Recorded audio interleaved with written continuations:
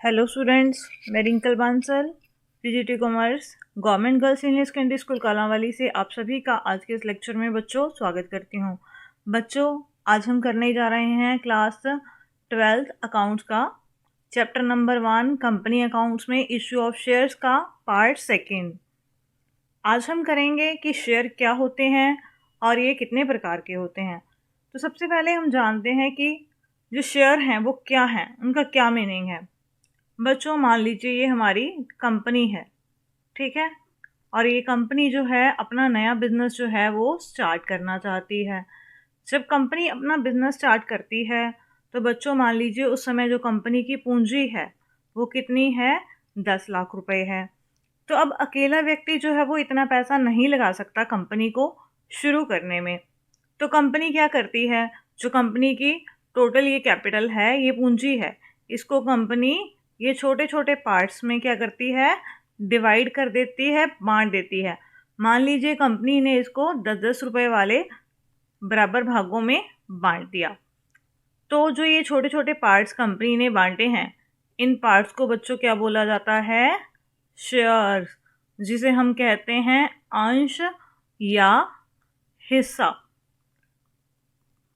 तो क्या मतलब हुआ कि जो कंपनी है अपनी जो कुल पूंजी है उसको छोटे छोटे पार्ट्स में क्या करती है, डिवाइड कर देती है। तो ये छोटे छोटे पार्ट्स जो होते हैं, जो बराबर राशि के होते हैं, उन्हें बोला जाता है शेयर्स। और बच्चों, जो ये शेयर्स होते हैं इनके ऊपर अलग अलग जो नंबर हैं वो डाले होते हैं। हर शेयर का अपना एक अलग नंबर होता है, उसी से उसकी पहचान होती है। और बच्चों, जो ये पर्सन्स हैं जो शेयर्स खरीदते हैं, ठीक है, ये क्या करते हैं, शेयर्स खरीदते हैं। तो इन पर्सन्स को बच्चों क्या बोला जाता है, इनको बोला जाता है शेयर होल्डर्स या ऑनर ऑफ द कंपनी। इन्हें ऑनर क्यों बोला जाता है, क्योंकि जो ये कंपनी की कैपिटल है, ये कैपिटल में पैसा कौन लगा रहा है, शेयर होल्डर्स। यही कंपनी का जो हिस्सा है वो खरीद रहे हैं। तो इस वजह से इन्हें बोला जाता है बच्चों शेयर होल्डर्स या ऑनर ऑफ द कंपनी। बच्चों, जो शेयर्स होते हैं वो कंपनी की कौन सी प्रॉपर्टी होती है, मूवेबल प्रॉपर्टी, ठीक है। और जो हमारा सेल ऑफ गुड्स एक्ट है, हमारा जो सेल ऑफ गुड्स एक्ट है कौन सा, 1930, वो क्या मानता है शेयर्स को, गुड्स। अगर आपसे क्वेश्चन में पूछा आ गया कि as per cell of goods act 1930, तो उस हिसाब से शेयर्स क्या हैं, तो आपने बताना है कि शेयर जो हैं उस हिसाब से हमारी गुड्स हैं। अदरवाइज अगर प्रॉपर्टी पूछा आ गया कि वो कौन सी प्रॉपर्टी है आपकी, मूवेबल प्रॉपर्टी। मूवेबल प्रॉपर्टी क्यों है शेयर्स, क्योंकि जो शेयर्स होते हैं उनको ट्रांसफ़र किया जा सकता है, उनको ख़रीदा भी जा सकता है और उनको बेचा भी जा सकता है। तो इसी वजह से ये कंपनी की कौन सी प्रॉपर्टी होते हैं, मूवेबल प्रॉपर्टी। और बच्चों, जो ये शेयर होल्डर्स हैं, ये कंपनी के शेयर्स में जो पैसा इन्वेस्ट करते हैं, पैसा लगाते हैं, तो इसके बदले में उन्हें क्या मिलता है कंपनी की तरफ से बच्चों, इसके बदले में उन्हें मिलती है डिविडेंड। इन्होंने इस कंपनी के मान लीजिए शेयर खरीद लिए, ठीक है, तो शेयर्स खरीद लिए, तो शेयर्स के ऊपर कंपनी उनको क्या पे करेगी, डिविडेंड, जिसे हम हिंदी में बोलते हैं लाभांश। बच्चों, ये डिविडेंड जो है कुछ शेयर्स के ऊपर फिक्स होता है और कुछ शेयर्स के ऊपर फिक्स नहीं होता है, वो शेयर्स की कैटेगरी के ऊपर डिपेंड करता है। तो ठीक है, जो शेयर होल्डर्स होते हैं उनको जो मेन इनकम होती है शेयर्स के ऊपर, वो किस रूप में होती है, डिविडेंड के रूप में। तो बच्चों, जो शेयर्स हैं आगे फर्दर वो भी 2 कैटेगरीज में होते हैं। आइए देखते हैं वो कौन कौन सी कैटेगरीज के जो हैं वो शेयर्स हैं। टाइप्स ऑफ शेयर्स, बच्चों हमारे पास 2 तरह के शेयर्स होते हैं। फर्स्ट है प्रेफरेंस शेयर्स और सेकंड है इक्विटी शेयर्स। प्रेफरेंस शेयर्स को हिंदी में हम बोलते हैं पूर्वाधिकार अंश, ठीक है, और इक्विटी शेयर्स को हम बोलते हैं समता अंश। प्रेफरेंस शेयर्स कौन से होते हैं बच्चों? इनके पास दो राइट्स होते हैं। अगर ये दोनों राइट्स हैं तो इसका मतलब ये प्रेफरेंस शेयर्स हैं। अगर दोनों राइट्स नहीं है तो इसका मतलब वो हमारे कौन से शेयर्स हैं? इक्विटी शेयर्स हैं। फर्स्ट है रेट ऑफ डिविडेंड फिक्स्ड। जो इनकी डिविडेंड की रेट होती है बच्चों वो फिक्स होती है हमेशा, ठीक है, जो पहले से ही फिक्स की जाती है। किसके द्वारा? कंपनी के द्वारा। जब कंपनी इनको इशू करती है तब इनकी जो रेट ऑफ डिविडेंड है कंपनी वो क्या कर देती है? फिक्स कर देती है। सेकंड है redemption of capital before equity share holders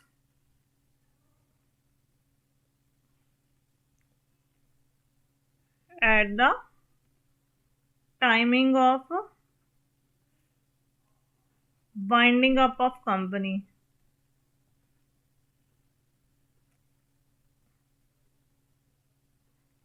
बच्चों इनके पास दूसरा राइट क्या होता है कि कंपनी जो है इनको जो पैसा है सबसे पहले वापस करती है। किस केस में? जब कंपनी बंद होती है। Redemption of capital before equity share holders. इनको इक्विटी शेयर होल्डर से पहले जो है पैसा वापस किया जाता है at the timing of the winding of company. जब कंपनी बंद हो रही है या कंपनी का समापन हो रहा है तो उस केस में इन्हें सबसे पहले पैसा वापस किया जाएगा। तो बच्चों वो हमारे कौन से शेयर्स हो गए? Preference shares. तो इक्विटी शेयर्स बच्चों हमारे क्या हो गए? जिनकी रेट ऑफ जो डिविडेंड है वो फिक्स नहीं होती है और इनको जो पैसा है सबसे एंड में वापस किया जाता है, यानी प्रेफरेंस शेयर होल्डर्स को पेमेंट करने के बाद अगर कोई पूंजी बचेगी तो वो किसे मिलेगी? इक्विटी शेयर होल्डर्स को, ठीक है। तो बच्चों अब हम इसके बीच में डिफरेंस करते हैं प्रेफरेंस शेयर्स के और इक्विटी शेयर्स के। इससे हमें और अच्छे से क्लियर हो जाएगा कि प्रेफरेंस शेयर्स क्या होते हैं और इक्विटी शेयर्स क्या होते हैं। बच्चों अब हम स्टार्ट करते हैं difference between preference shares and equity shares, ठीक है। यहाँ पर मैंने दोनों कॉलम्स बना लिए हैं, प्रेफरेंस शेयर्स के भी और इक्विटी शेयर्स का भी। बच्चों सबसे पहले है रेट ऑफ डिविडेंड। बच्चों जो प्रेफरेंस शेयर्स होते हैं उनकी जो रेट ऑफ डिविडेंड होती है वो हमेशा क्या होती है? फिक्स होती है। जब कंपनी प्रेफरेंस शेयर इशू करती है तो उसके ऊपर लिख देती है कि ये कितने रेट वाले जो हैं प्रेफरेंस शेयर्स हैं, 5% वाले हैं, 7% वाले हैं, इस तरह से। लेकिन बच्चों जो इक्विटी शेयर्स होते हैं उनकी जो रेट होती है डिविडेंड की नॉट फिक्स। उनकी जो रेट है डिविडेंड की फिक्स नहीं होती है। कंपनी के पास जिस तरह से प्रॉफिट्स अवेलेबल होते रहते हैं कंपनी उस हिसाब से इक्विटी शेयर होल्डर्स को कंपनी डिविडेंड पे करती है। अगर कंपनी के पास किसी साल प्रॉफिट नहीं है तो कंपनी उनको डिविडेंड पे नहीं करेगी या उसकी जो रेट होगी डिविडेंड की कम होगी। कंपनी के पास जिस साल जो है प्रॉफिट ज़्यादा है तो कंपनी क्या करेगी? उस साल उनको डिविडेंड ज़्यादा पे करेगी। उसके बाद है बच्चों एरियर ऑफ डिविडेंड। जो प्रेफरेंस शेयर होल्डर्स होते हैं बच्चों उनको क्या होता है? जो डिविडेंड होता है बकाया वो मिलता है। हमने अभी पढ़ा कि जो प्रेफरेंस शेयर्स होते हैं उनको जो है पिछला जो डिविडेंड होता है यानी बकाया डिविडेंड कंपनी आने वाले समय में जो है पे करती है जिस साल कंपनी को प्रॉफिट हो जाते हैं। लेकिन इक्विटी शेयर होल्डर के केस में ऐसा नहीं होता है। अगर कंपनी के पास प्रॉफिट्स नहीं है तो कंपनी उनको कोई भी जो है भुगतान नहीं करती है, तो वो आने वाले टाइम में जो है वो डिविडेंड इकट्ठा नहीं होता है, यानी कंपनी उनको बकाया डिविडेंड का भुगतान नहीं करेगी। उसके बाद है प्रेफरेंस इन डिविडेंड। जो प्रेफरेंस शेयर होल्डर्स होते हैं इन बच्चों इनको जो डिविडेंड है किससे पहले मिलता है? बिफोर इक्विटी शेयर्स, यानी इक्विटी शेयर्स के ऊपर कंपनी जो है डिविडेंड देने से पहले इनको जो है डिविडेंड देती है प्रेफरेंस शेयर्स को, ठीक है। और जो इक्विटी शेयर्स हैं इनको सबसे एंड में जो है डिविडेंड मिलता है, यानी प्रेफरेंस शेयर्स के ऊपर कंपनी जो है डिविडेंड जब दे देती है उसके बाद इनको जो है डिविडेंड मिलेगा। उसके बाद है राइट टू वोट। बच्चों जो प्रेफरेंस शेयर होल्डर्स होते हैं उन्हें कंपनी की मीटिंग में वोट देने का जो राइट है वो नहीं होता है, लेकिन जो इक्विटी शेयर होल्डर हैं उनको कंपनी की मीटिंग में वोट देने का राइट होता है। Right to participate in management. बच्चों जो प्रेफरेंस शेयर होल्डर्स होते हैं वो कंपनी की मीटिंग्स में या मैनेजमेंट में उसकी किसी भी एक्टिविटी में पार्टिसिपेट नहीं कर सकते हैं, इसका उनको कोई राइट नहीं होता है। लेकिन जो इक्विटी शेयर होल्डर्स होते हैं बच्चों, वो एक्चुअल ऑनर्स होते हैं कंपनी के, तो वो जो कंपनी की मैनेजमेंट है उसमें वो पार्टिसिपेट करते हैं और उसकी एक्टिविटीज़ को चलाते हैं। उसके बाद है preference in redemption of capital. Company जब कल को पैसा वापस करती है, कंपनी जब बंद होती है, तो सबसे पहले जो पैसा है किसको वापस किया जाता है शेयर्स में? प्रेफरेंस शेयर्स को। किससे पहले? Before equity share. Equity share holders को पैसा वापस करने से पहले इनको पैसा वापस किया जाएगा, यानी इनको प्रेफरेंस मिलती है कब? जब कंपनी पूंजी वाला जो पैसा है वो वापस करती है, यानी कंपनी बंद होती है, तो सबसे पहले भुगतान प्रेफरेंस शेयर होल्डर्स को किया जाता है।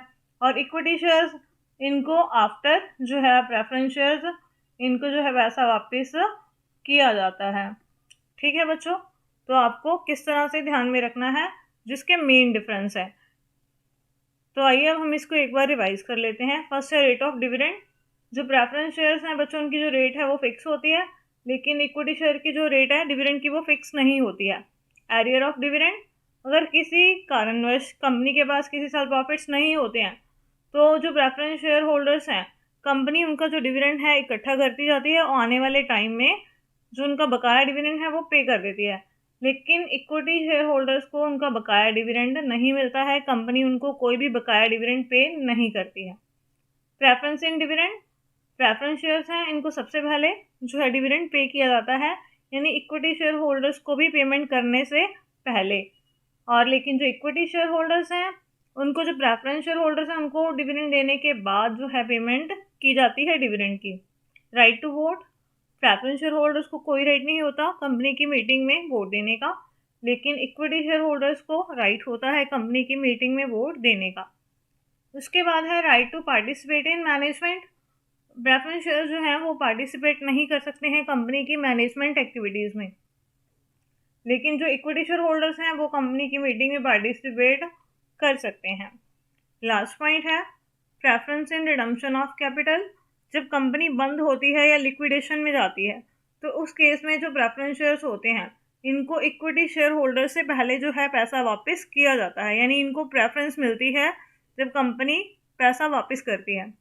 और जो इक्विटी शेयर होल्डर्स होते हैं बच्चों, इनको सबसे एंड में जो है वो भुगतान किया जाता है, यानी प्रेफरेंस शेयर होल्डर्स को पैसा लौटाने के बाद जो पैसा बचेगा इनको उसमें से भुगतान किया जाएगा।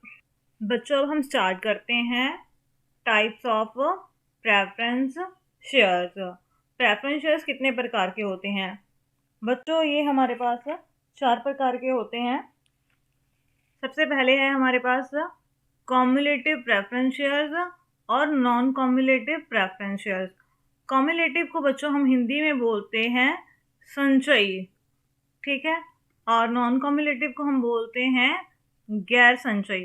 गैर संचयी का मतलब है जो इकट्ठा ना हो पाए, और संचयी का अर्थ है जो इकट्ठा हो सके।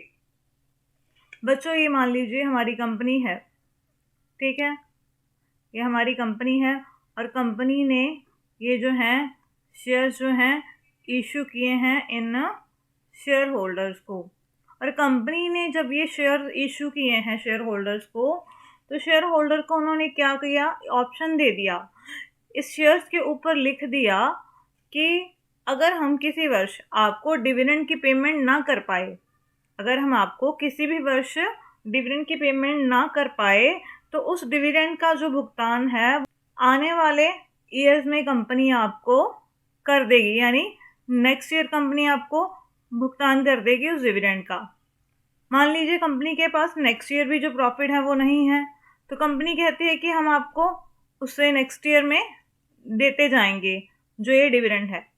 मान लीजिए लगातार 5 साल तक कंपनी को कोई भी प्रॉफिट है वो नहीं हो रहे हैं, ठीक है, कंपनी लॉस में जा रही है, तो क्या होगा बच्चों? कॉम्युलेटिव प्रेफरेंस शेयर के केस में कंपनी क्या करेगी? 5 सालों तक जितना उनका डिविडेंड होगा वो इकट्ठा करती जाएगी, यानी कॉम्युलेट करती जाएगी, ठीक है। और जिस साल कंपनी के पास प्रॉफिट आएंगे उन प्रॉफिट में से इन शेयर होल्डर्स को डिविडेंड की जो पेमेंट है वो कर देगी। तो यानी इनका जो डिविडेंड है बच्चों वो इकट्ठा होता जाता है अगर कंपनी हर साल डिविडेंड पे नहीं करती है या किसी वर्ष कंपनी को लॉस हो जाता है, उस साल कंपनी अगर डिविडेंड पे नहीं करती है, तो बच्चों जो ये डिविडेंड है वो कंपनी बाद में शेयर होल्डर्स को पे कर देती है जिस साल कंपनी को प्रॉफिट हो जाता है, तो उसे कहा जाता है कम्युलेटिव प्रेफरेंस शेयर्स। तो यानी इसमें प्रेफरेंस शेयर होल्डर्स को कोई भी जो नुकसान है वो नहीं उठाना पड़ता है। ठीक है, उसके बाद है हमारे पास नॉन कम्युलेटिव प्रेफरेंस शेयर्स। बच्चों कम्युलेटिव में तो जो डिविडेंड होता है वो इकट्ठा होता जाता है, अगर कंपनी घाटे में चली जाती है, कंपनी को लॉस हो जाता है, ठीक है, तो कंपनी को जिस साल प्रॉफिट होगा कंपनी उस साल पे कर देगी। लेकिन अभी नॉन कम्युलेटिव प्रेफरेंस शेयर्स हैं, तो इसका क्या मतलब है कि अगर कंपनी को प्रॉफिट हो गया तो कंपनी क्या करेगी, डिविडेंड इन शेयर होल्डर्स को पे कर देगी। अगर कंपनी क्या है, लॉस में चली जाती है, मान लीजिए कंपनी जो है, एक एग्जांपल लेते हैं 31 मार्च 2019 के लिए, कंपनी को लॉस हो गया 1 लाख रुपए का, ठीक है, और कंपनी ने जो डिविडेंड है वो 10,000 रुपया देना था, किसको, शेयर होल्डर्स को।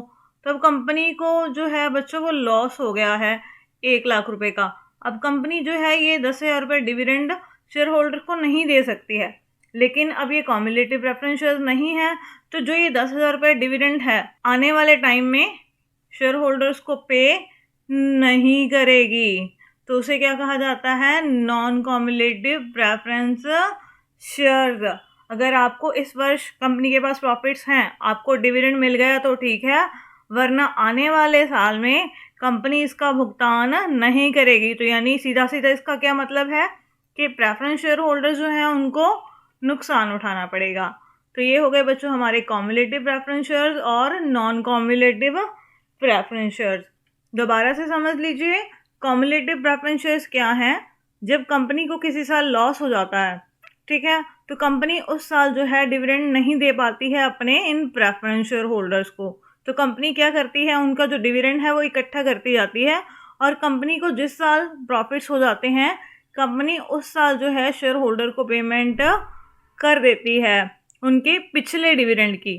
ठीक है, तो इसमें जो है प्रेफरेंस शेयर होल्डर्स को कोई नुकसान नहीं होता है। लेकिन नॉन कम्युलेटिव में क्या होता है कि कंपनी ने अगर प्रॉफिट कमाए हैं इस साल तो ठीक है उन्हें डिविडेंड मिलेगा, वरना आने वाले सालों में अगर कंपनी को प्रॉफिट नहीं हो रहा है किसी भी साल, तो कंपनी किसी भी पिछले जो बकाया डिविडेंड है या डिविडेंड का जो एरियर है उसकी पेमेंट नहीं करेगी। मतलब कंपनी जो है वो सिर्फ करंट ईयर के जो डिविडेंड है उसकी पेमेंट करेगी। कौन से केस में, नॉन कम्युलेटिव प्रेफरेंस शेयर के केस में।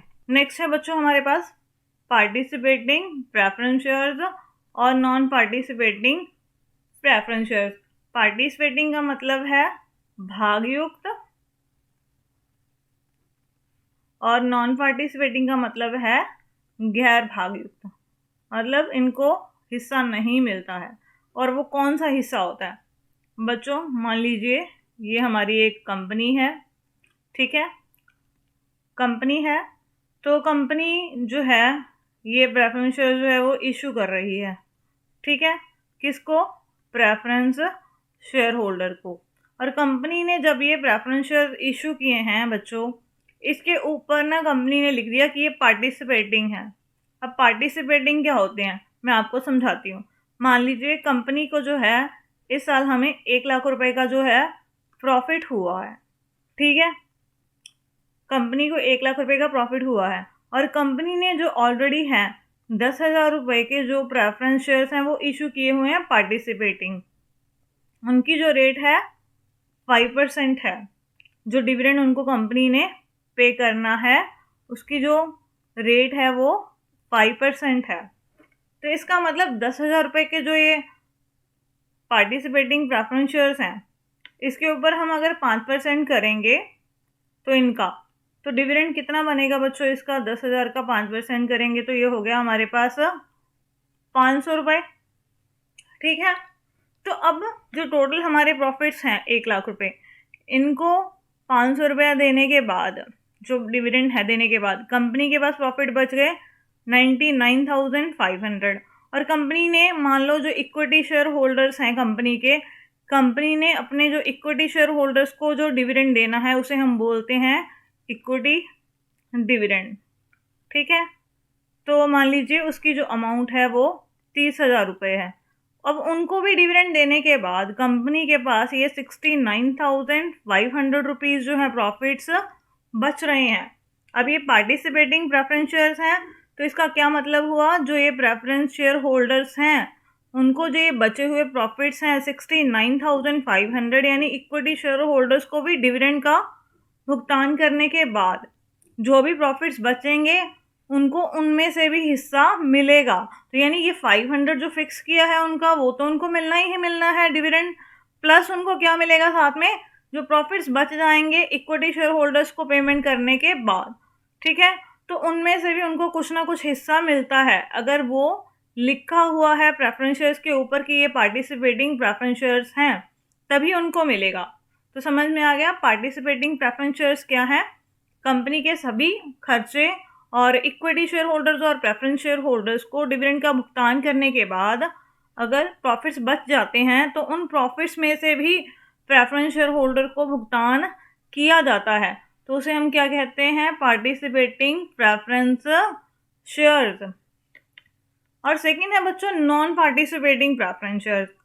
अब ये तो सिंपल ही है, नाम से ही पता लग रहा है कि इनको हमने रेट फिक्स कर दी है डिविडेंड की 5%। ठीक है, तो उनको हमने क्या करना है, सिर्फ 5% जो है डिविडेंड वही देना है, इसके अलावा हमने उनको कोई पेमेंट नहीं करनी है।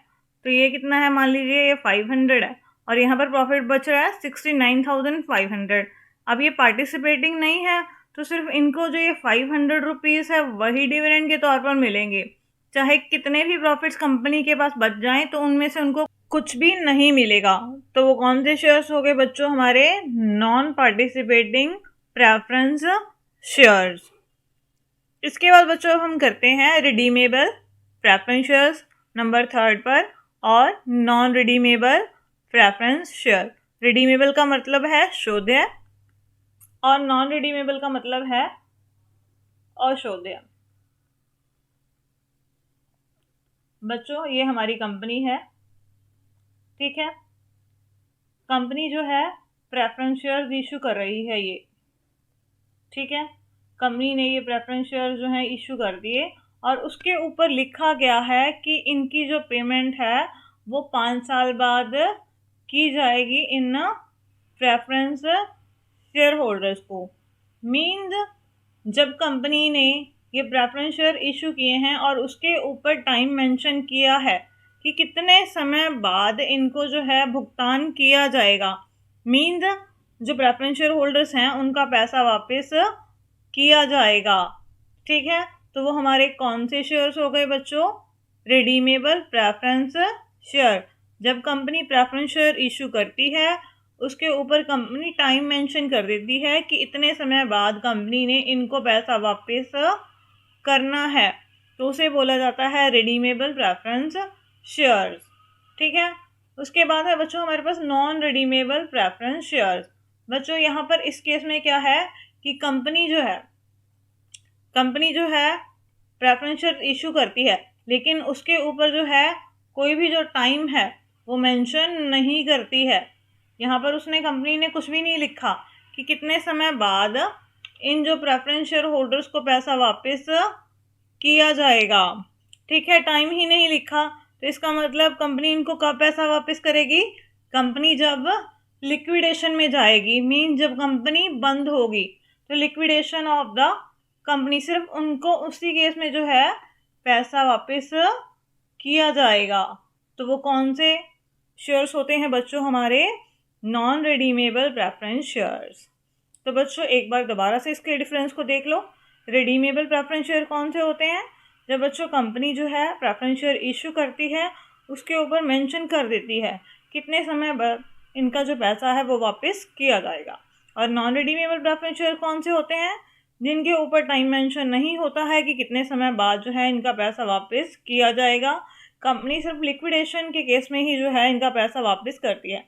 लेकिन बच्चों जो ये नॉन रिडीमेबल प्रेफरेंस शेयर्स हैं ये नहीं पाए जाते हैं। कोई भी जो कंपनी है लिमिटेड बाय जो है शेयर्स हो, वो ऐसे non redeemable preference share issue नहीं कर सकती है। और सेकेंड, और वो ऐसे प्रेफरेंस शेयर भी इशू नहीं कर सकती है जिसकी जो रिडम्पशन है वो कितने सालों बाद हो, 20 सालों बाद हो आफ्टर इशू। मतलब इशू करने के अगर 20 सालों के बाद उसका भुगतान किया जाना है और वो कंपनी जो है लिमिटेड बाय शेयर्स है, तो वो कंपनी ऐसे जो शेयर्स हैं वो इशू नहीं कर सकती है जिनका भुगतान जो है वो 20 सालों बाद किया जाना है। तो बच्चों आपको ये क्लियर हो गया रिडीमेबल प्रेफरेंस शेयर्स और नॉन रिडीमेबल प्रेफरेंस शेयर्स। उसके बाद है बच्चों हमारे पास लास्ट कन्वर्टिबल प्रेफरेंस शेयर्स और non convertible preference shares. Convertible means परिवर्तनीय और नॉन कन्वर्टिबल मीन्स गैर परिवर्तनीय।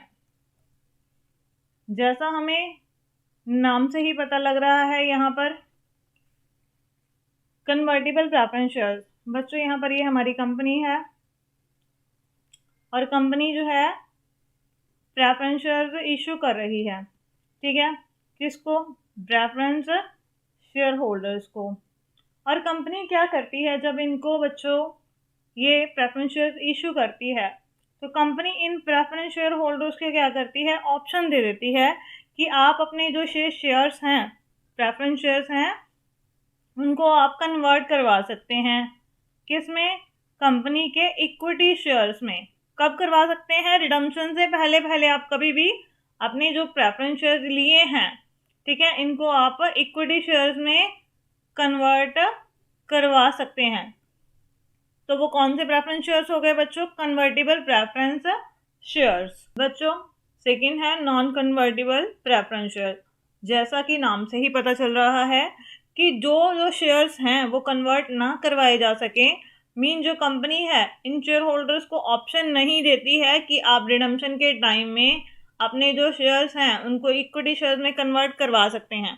अगर वो ऑप्शन ना दे, मीन रिडम्पशन के टाइम पर सिर्फ जो कंपनी है इनको कैश में ही पेमेंट करेगी, इनको ऑप्शन नहीं देगी कि आप अपने शेयर्स को इक्विटी शेयर्स में कन्वर्ट करवा सकते हैं या किसी और टाइप के प्रेफरेंस शेयर्स में कन्वर्ट करवा सकते हैं। तो बच्चों वो हमारे कौन से शेयर्स हो गए? Non convertible preference shares. तो यानी कन्वर्टिबल प्रेफरेंस शेयर्स कौन से हैं? जो कन्वर्ट करवाए जा सकते हैं रिडम्पशन से पहले कभी भी किसी भी कंपनी के दूसरे शेयर्स में, प्रेफरेंस शेयर्स में या इक्विटी शेयर्स में। और नॉन कन्वर्टिबल प्रेफरेंस शेयर्स कौन से हो गए? जो कन्वर्ट नहीं करवाए जा सकते कंपनी के किसी अदर शेयर्स में, सिर्फ उनको जो है रिडम्पशन के टाइम पर जो है कैश में ही जो कंपनी है वो पेमेंट करेगी। तो इसी के साथ बच्चों आज का जो हमारा टॉपिक है वो कंप्लीट हो गया। आई होप आपको ये जो कंसेप्ट है वो समझ में आ गया होगा। तो हमारे साथ ऑनलाइन क्लासेस लगातार जारी रखिए और पढ़ते रहिए और एग्ज़ाम्स की तैयारी करते रहिए। Thank you.